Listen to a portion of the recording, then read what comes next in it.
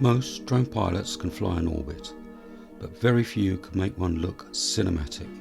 In this video, I'll show you 3 common mistakes and 1 simple technique that instantly adds depth and professionalism to your shots. Hi everybody, Paul from Elevated Perspectives. We're here at St Mary's Church in Slindon, and we're going to be looking at how to master smooth cinematic orbits. It's one of the first cinematic moves that most drone pilots learn, but it's also one of the easiest to make mistakes. So let's start off with a mistake that I see most often. This orbit isn't technically wrong, but we're so high above the subject that there's very little connection to it. The subject feels small and insignificant, and because everything is so far away, we lose much of the depth and movement that makes the shot feel cinematic.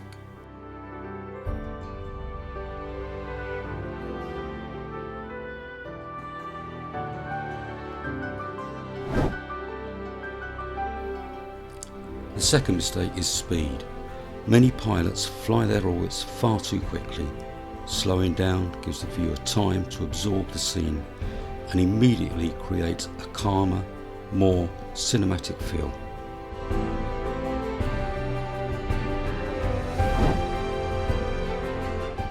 Watch how the framing changes as the drone moves closer and further away from the subject. This makes the shot feel untidy and amateur. A good orbit maintains a consistent distance throughout the move.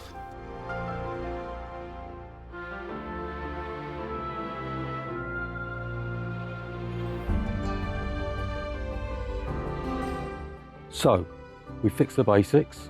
We're flying lower, slower, and constant radius.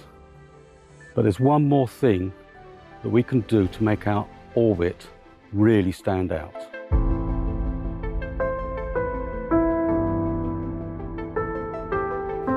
Look at the difference between these 2 shots. In the second shot, the foreground moves much faster than the subject behind it.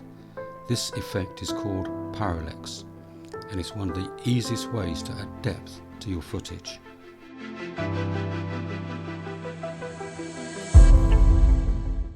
Parallax sounds really complicated, but it's not at all. All we need is something close to the drone and then something further behind the object that we are orbiting.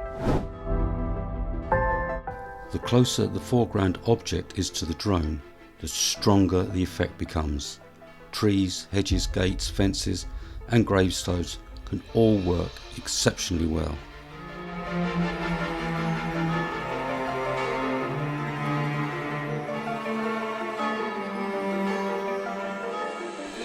Before every orbit, set your exposure for the brightest part of the move. Fly slower than feels natural. Use a larger radius whenever space allows, and keep recording longer than you'll need. Most of the clips I use in this final edit are only a few seconds long.